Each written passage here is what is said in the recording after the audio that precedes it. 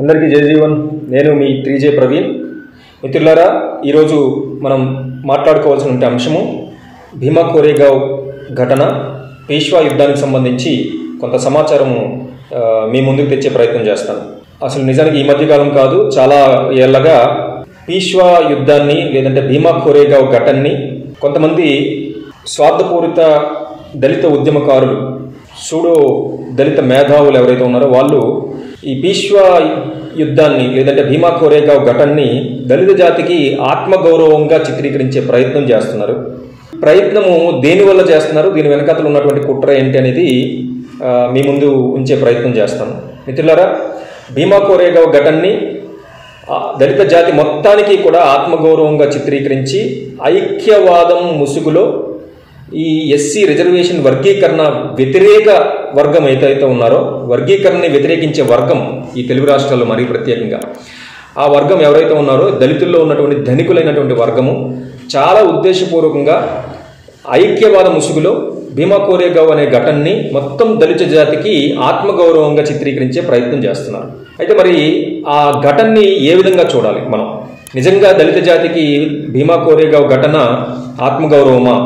అలాగే మరి ఈ విషయంలో అంబేద్కర్ గారు యొక్క ఆలోచన విధానం ఎలా ఉంది అనేది మనం ఒక్కసారి విశ్లేషణ చేసుకుందాం మిత్రులారా. అయితే మిత్రులారా, భీమా కోరేగావ్ ఘటన 1818 జనవరి 1వ తారీఖున జరిగింది. అంటే ఇది ఒక యుద్ధం, పేష్వాలకు బ్రిటిషర్లకి మధ్య జరిగినటువంటి యుద్ధం. భారతదేశమును పూర్తిగా ఆధీనం చేసుకోవడానికి, వశపరచుకోవడానికి, ఇక్కడ భూమిని పూర్తిగా వనరులని వశపరచుకోవడానికి పేష్వాలతో చేసినటువంటి యుద్ధమే ఈ భీమా కోరేగావ్ ఘటన లేదంటే పేష్వా యుద్ధం అని మనం చరిత్రలో చెప్పుకుంటున్నాం. ఈ యుద్ధము పేష్వాలకి బ్రిటిషర్లకి మధ్యన జరిగింది. బ్రిటిషర్లకు వ్యతిరేకంగా పేష్వాలు ఎవరైతే ఈ భారతదేశ పాలకులు అప్పుడు ఉన్నారో 1818 కాలంలో వాళ్లకు అలాగే బ్రిటిషర్లకు మధ్య జరిగింది. అయితే ఆనాడు బ్రిటిషర్లకి అనుకూలంగా బ్రిటిషర్లకి సహకారం ఇస్తూ ఇక్కడ భారతదేశంలో ఉన్నటువంటి ఒక వర్గం, ఆనాటి ఎస్సీ సమాజంలో ఉన్నటువంటి వర్గము ఎవరైతే మహారాష్ట్రలో మహర్లు ఉన్నారో వాళ్ళు బ్రిటిషర్లతో కలిపి బ్రిటిషర్లకి అనుకూలంగా పేష్వాలకు వ్యతిరేకంగా పోరాటం చేశారు, యుద్ధం చేశారు. అందులో వీరమరణం పొందారు కొంతమంది. దాదాపు 22 మంది ఆ యుద్ధంలో చనిపోవడం జరిగింది. ఆ 22 మందికి బ్రిటిష్ వారు ఒక స్మారక స్తూపాన్ని నిర్మించారు. దళిత జాతికి ఆత్మగౌరవం అని చెప్పి అంబేద్కర్ గారు కూడా ఆనాడు ఆ స్తూపాన్ని దర్శించటము, మరి మహర్లకి ఆ రోజు పోరాడినటువంటి మహర్లు ఎవరైతే పేష్వాలకు వ్యతిరేకంగా బ్రిటిష్ వారికి అనుకూలంగా పోరాడినటువంటి మహర్ పోరాట యోధులు ఎవరైతే ఉన్నారో వాళ్లకు అక్కడ స్తూపం నిర్మించడం, వాళ్ళకి నివాళులు అర్పించడం అంబేద్కర్ గారు కూడా చేశారు. సో దాన్ని ఇప్పటికీ కూడా మరి తెలుగు రాష్ట్రాల్లో ఉన్నటువంటి ఈ దళిత ధనిక వర్గం ఎవరైతే ఉన్నారో, ఎస్సీ వర్గీకరణని వ్యతిరేకిస్తున్నటువంటి వర్గము, ఆ మహర్లని సొంతం చేసుకున్నటువంటి వర్గం ఎవరైతే ఉన్నారో వాళ్ళు కూడా ఇక్కడ ఈ దళిత జాతికి భీమా కోరేగావ్ ఘటన అనేది ఒక ఆత్మగౌరవం అని చిత్రీకరించే ప్రయత్నం చేస్తున్నారు. సో అయితే మరి ఇక్కడ మీ అందరికీ కూడా తెలియాల్సినటువంటి విషయం ఇంకొకటి ఉంది. అదేంటంటే, మరి బ్రిటిషర్లకి అనుకూలంగా ఎస్సీలైనటువంటి మహర్లు పోరాటం చేస్తే, మరి ఆ బ్రిటిషర్లకి వ్యతిరేకంగా పోరాడినటువంటి పేష్వాలకు అనుకూలంగా పేష్వాలకు మద్దతు ఇచ్చినటువంటి ఎస్సీ వర్గము ఇంకొకటి ఉంది. ఆ వర్గమే మాంగ్ సామాజిక వర్గం మహారాష్ట్రలో. ఆ మాంగ్ సామాజిక వర్గము ఆత్మరక్షణ విద్యల్లో పోరాటము కలిగి ఉంటుంది. దేశవ్యాప్తంగా మాంగుల్ని మతంగులు అంటారు. అంటే మతంగులు అంటే ఇక్కడ మనకి ఆంధ్రప్రదేశ్లో మాదిగలు అనమాట. అలాగే తెలంగాణలో కర్ణాటకలో లేదంటే మాదిగలుగా వస్తారు. అలాగే మనకి తమిళనాడులో అరుంధతీయులుగా వస్తారు. ఇలా మాదిగ సామాజిక వర్గమే మతంగ సామాజిక వర్గం అయింది. మతంగ సామాజిక వర్గమే మాంగుగా మారింది. వీళ్ళందరికీ కూడా మూల పురుషుడు మతంగ మహర్షిగానే మనం తీసుకుంటాము. అయితే ఈ మహారాష్ట్రలో ఉన్నటువంటి మాదిగలు ఎవరైతే ఉన్నారో మాంగులు, వాళ్ళు పేష్వాలకి అనుకూలంగా బ్రిటిష్ వాళ్ళకి వ్యతిరేకంగా అలాగే మహర్లకు వ్యతిరేకంగా పోరాటం చేశారు. దేశం కోసం ఈ దేశాన్ని ఆక్రమించడానికి వస్తున్నటువంటి బ్రిటిషర్ల మీద పీష్వాలకు అనుకూలంగా పోరాటం చేసినటువంటి ఈ మాంగ్ సామాజిక వర్గంలో ఉన్నటువంటి మహానుభావులు, పోరాట యోధులు ఎవరైతే ఉన్నారో వాళ్ళు కూడా చాలామంది చనిపోవడం జరిగింది. మరి వాళ్లకు చరిత్రలో ఎక్కడా కూడా స్థానం లేకుండా చేశారు ఈ దళిత ఉద్యమాలు చేస్తున్నటువంటి కొంతమంది సూడో మేధావులు. సో మరి దేశం కోసం అమరులైనటువంటి ఆ గొప్ప పోరాట యోధులు మాంగులు ఎవరైతే ఉన్నారో వాళ్ళకి చరిత్రలో ఎందుకు స్థానం లేకుండా పోయింది అంటే, ఆనాడు అంబేద్కర్ గారు మహర్లు అంటే బ్రిటిషర్లు స్తూపం కట్టారు కాబట్టి, బ్రిటిషర్ల తరపున పోరాడారు కాబట్టి మహర్లకి ఆయన అంజలి ఘటించడము, నివాళులు అర్పించడము, ఆత్మగౌరవంగా తీసుకోవడం జరిగింది. కానీ మరి అదే పోరాటంలో బ్రిటిషర్లకు వ్యతిరేకంగా పోరాడినటువంటి మాంగులు ఎవరైతే ఉన్నారో వాళ్ళకి ఎవరు ఎక్కడ స్తూపాలు కట్టలేదు, వాళ్ళ చరిత్రను కూడా మనం ఎక్కడ చెప్పుకోవడం లేదు, వాళ్ళ త్యాగాల్ని, వాళ్ళ బలిదానాలను కూడా మనం ఎక్కడ మాట్లాడుకోవడం లేదు. ఇది చరిత్రలో పూర్తిగా సమాధి చేయబడింది. మరి ఆ మాంగ్ సామాజిక వర్గానికి చెందినటువంటి ఆ మహానుభావులు, పోరాట యోధుల యొక్క త్యాగాన్ని ఎందుకు మనం గుర్తు చేసుకోలేకపోతున్నాం? వాళ్ళందరూ కూడా దేశం కోసం పోరాడారు, బ్రిటిష్ వారికి వ్యతిరేకంగా పోరాడారు. మరి వాళ్ళ దేశభక్తిని మనం ఎందుకు అర్థం చేసుకోలేకపోతున్నాము? వాళ్ళ దేశభక్తిని మనం ఎందుకు కొనియాడలేకపోతున్నాము? అసలు నిజంగా ఆనాడు మహర్లు చేసింది కరెక్టా కాదా అనేది కూడా విశ్లేషణ చేసుకోవాలి. నిజానికి పీష్వాలు ఆనాడు అంటరానితనము, వివక్షని పెంచి పోషించారు అని చెప్తారు మహారాష్ట్రలో. అది నిజానికి మహారాష్ట్రలో మూతికి ముంత ముడ్డుకి చీపురు అనే ఏదైతే ఈ అంటరానితనం, వివక్షకు సంబంధించినటువంటి ఘటనలు ఉన్నాయో అవన్నీ కూడా మహారాష్ట్ర ప్రాంతానికి మాత్రమే పరిమితమయ్యాయి. అలాగే అందులో ప్రధానమైనటువంటి బాధితులు మహర్లు, అలాగే చమార్లు, మాంగులు కూడా ఉన్నారు. పీష్వాల నుంచి అంటరానితనం, వివక్షను అనుభవించింది కేవలం మహర్లు మాత్రమే కాదు, మాంగులు ఉన్నారు, అంటే మాదిగలు ఉన్నారు, అలాగే చమార్లు ఉన్నారు, అంటే చర్మకారులు, మాదిగలు, వాళ్ళు కూడా ఉన్నారు. సో వాళ్ళు పీష్వాల నుంచి అంటరానితనం, వివక్షని అనుభవించినప్పటికీ కూడా యుద్ధంలో మాత్రం మళ్ళా పీష్వాలకు అనుకూలంగా పోరాడారు.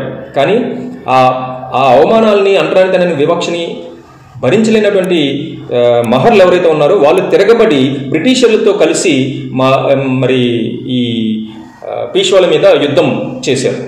కానీ ఇది దేశం, అన్నదమ్ముల మధ్య ఎన్ని తగాదాలైనా ఉండొచ్చు, పీష్వాలకి మనకి మధ్య ఎన్ని తగాదాలైనా ఉండొచ్చు. వాడు మనల్ని దూరం పెడితే మనం కలిసి పంచాయతీ పెట్టుకోవాల్సిన ఆవశ్యకత ఉంది. తర్వాత మనం వాటి గురించి మనం పంచాయతీ చేసుకోవాలి మన తగాదాలని. కానీ ముందు దేశాన్ని ఆక్రమించడానికి వస్తున్నటువంటి విదేశీయులు ఎవరైతే ఉన్నారో, విదేశీ శక్తులు ఎవరైతే ఉన్నాయో, బ్రిటిషర్లు ఎవరైతే ఉన్నారో వాళ్ళని నిరోధించి, వాళ్ళని బయటికి తరిమి, దాని తర్వాత మనం మన దేశంలో మన ఇంట్లో ఉన్నటువంటి పంచాయతీ ఏదైతే మనకి అన్నదమ్ముల మధ్య ఉన్న తగాదా ఏదైతే ఉందో పీష్వాలకి, అలాగే మన ఎస్సీలకి ఉన్నటువంటి తగాదా ఏదైతే ఉందో దాన్ని పరిష్కరించుకోవచ్చు అనే కోణంలో ఆనాడు మాంగులు, చమార్లు ముందు బ్రిటిషర్లపై యుద్ధం చేసి వాళ్ళకి వ్యతిరేకంగా పోరాటం చేయడం జరిగింది. కానీ ఈ మహర్లు ఆ విధంగా ఆలోచన చేయలేదు. దేశభక్తిని ప్రదర్శించింది ఆనాడు మాంగులు, చమార్లు. పీష్వాలతో అంటరానితనం, వివక్ష అనుభవించినప్పటికీ కూడా పీష్వాలకు తరపున పోరాటం చేసి బ్రిటిషర్లకు వ్యతిరేకంగా పోరాటం చేశారు. కానీ మహర్లు మాత్రం ఆ కోణంలో ఆలోచన చేయలేదు. బ్రిటిషర్లకు అనుకూలంగా పీష్వాలకు వ్యతిరేకంగా పోరాటం చేశారు. అయితే ఇక్కడ ఇంకొక వాస్తవం ఏంటంటే, పూర్తిగా మహర్లందరూ కూడా అలా పోరాటం చేశారా అంటే అది కూడా కాదు. ఎందుకంటే పీష్వాలకు అనుకూలంగా బ్రిటిషర్లతో పోరాడినటువంటి వాళ్ళలో ప్రధానంగా మాంగులు ఉన్నారు, తర్వాత చమార్లు ఉన్నారు, అలాగే కొంతమంది మహర్లు కూడా ఉన్నారు, దేశభక్తిని ప్రదర్శించినటువంటి వాళ్ళు. అయితే ఇక్కడ మనం మేజర్గా తీసుకోవాల్సింది ఏంటంటే, మహర్లు అనేవాళ్ళు ఆనాడు బ్రిటిషర్లకు అనుకూలంగా పోరాటం చేశారు అనేది తీసుకోవాలి. అయితే ఇక్కడ మరి ఇది ఎలా చెప్తాము అంటే, ఈ వాస్తవాన్ని చరిత్రలో మనకి 1818లో ఘటనలో జరిగింది. అలాగే అంబేద్కర్ గారు కూడా సెకండ్ రౌండ్ టేబుల్ కాన్ఫరెన్స్లో కూడా చాలా స్పష్టంగా ఏం చెప్పారంటే, ఆధిపత్యానికి లేదంటే మీరు భారతదేశాన్ని ఆక్రమించుకోవడానికి చేసినటువంటి ఈ యుద్ధంలో మేము కూడా భాగస్వాములమయ్యాము, మేము కూడా మీకు సహకారం చేశాము అని చెప్పి చాలా స్పష్టంగా నాడు మహర్ల యొక్క కాంట్రిబ్యూషన్ ఏదైతే ఉందో బ్రిటిషర్లకి దాన్ని చాలా స్పష్టంగా చెప్పారు అంబేద్కర్ గారు.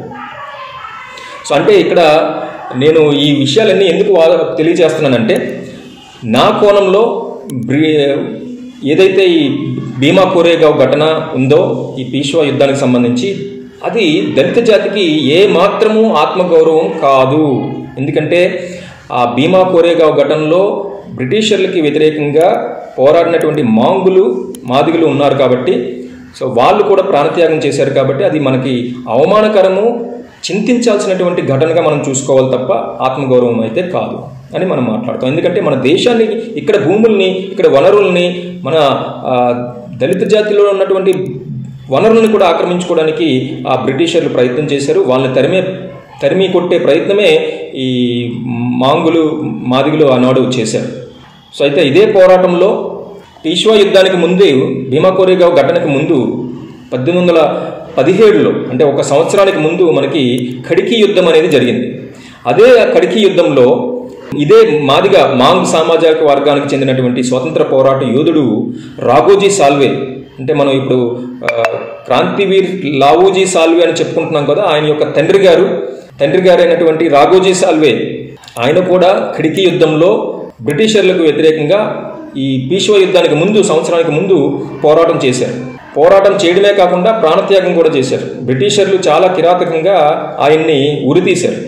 రాఘోజీ సాల్వేని, ఒక మాంగ్ సామాజిక స్వతంత్ర సమర యోధుడిని ఖడికీ యుద్ధంలో బ్రిటిషర్లు ఉరితీశారు. మరి ఆ ప్రాణత్యాగము వృధా అయిపోయింది.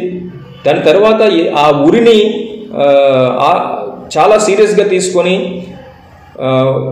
రాఘోజీ సాల్వే యొక్క కుమారుడు లావోజీ సాల్వే కూడా బ్రిటిషర్లకు వ్యతిరేకంగా చాలా పెద్ద పోరాటాన్ని, స్వతంత్ర ఉద్యమాన్ని నడిపాడు.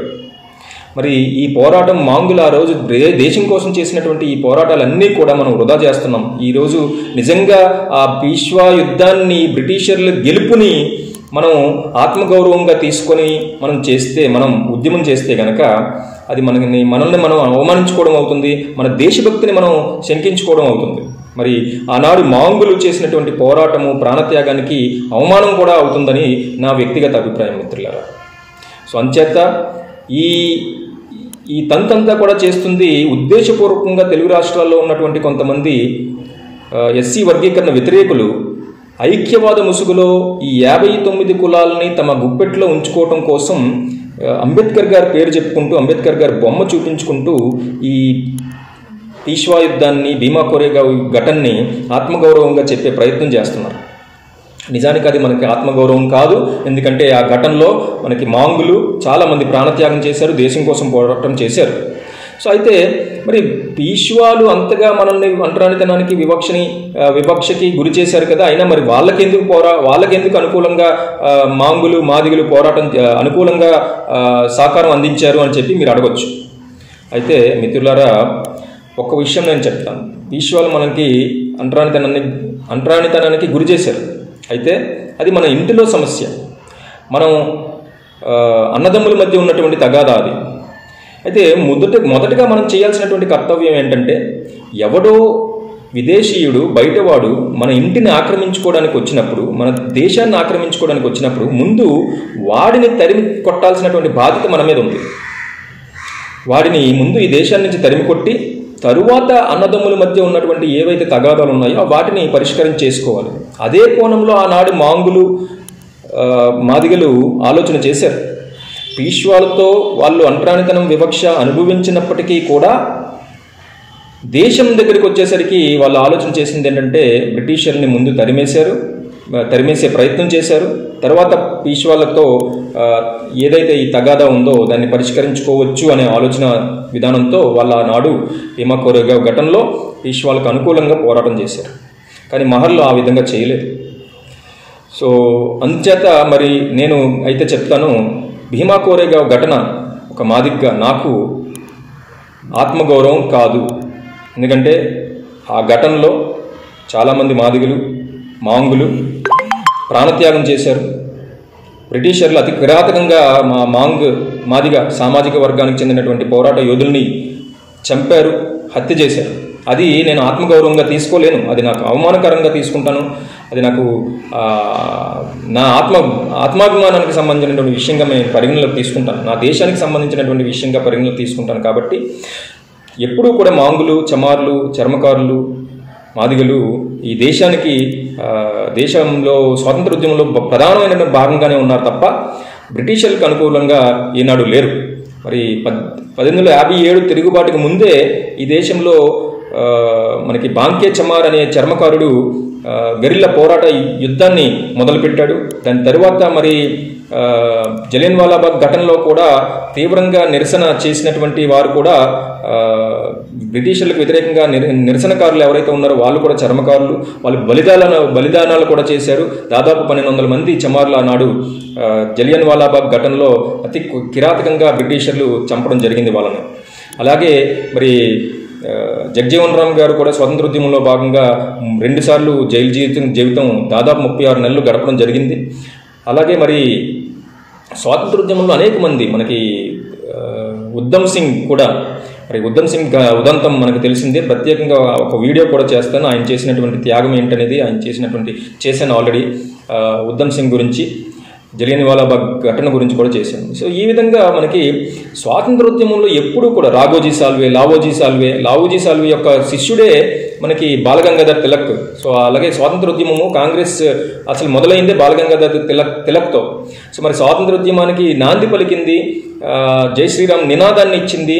బ్రిటిషర్లకు వ్యతిరేకంగా జై శ్రీరామ్ నినాదాన్ని ముందుకు తీసుకెళ్లి వాడవాడిన వినాయక ఉత్సవాలు జరిపించి వాడవాడలా ప్రతి ప్రజానీకంలో యువతలో ప్రధానంగా దేశభక్తిని పెంచినటువంటి మహానుభావుడు ఎవరంటే క్రాంతివీర్ లావోజీ సాల్వే. మరి ఆయన తండ్రి గారు రాఘోజీ సాల్వే కూడా నేను చెప్పినట్టుగా భీమా కోరేగావ్ ఘటనలో పీష్వా యుద్ధంలో మరణించడం జరిగింది బ్రిటిషర్ల చేతిలో. మరి ఇంత త్యాగాలు చేసినటువంటి చమార్ జాతి, మాదిగ జాతి, మాంగ్ జాతి ఎవరైతే ఉన్నారో వాళ్ళు ఎప్పుడూ కూడా దేశభక్తులే. సో అంచేత బ్రిటిషర్లకి వ్యతిరేకంగా పోరాడడం మేము.